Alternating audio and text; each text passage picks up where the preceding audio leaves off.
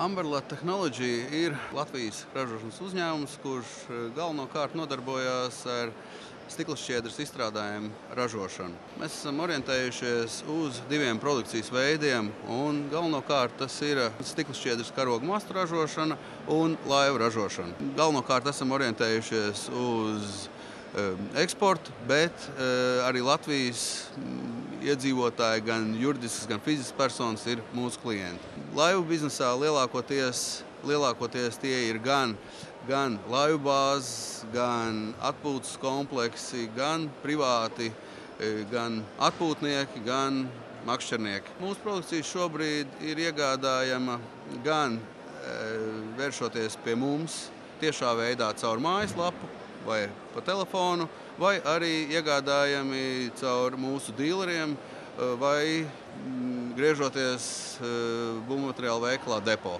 Pasūtīšana notiek sazinoties ar mums personīgi, mūsu uzņēmumā, un izvēloties produkcijas veidu. Noliktavā mums ir pieejami dažādi standarta risinājumi, bet, ja klientam ir nepieciešams kādas specifiskas prasības vai izmaiņas, tad mēs esam gatavi veikt šos pasūtījumus. Galvenokārt mūsu uzņēmums ir orientējies uz trimerānu tipu laivu ražošanu.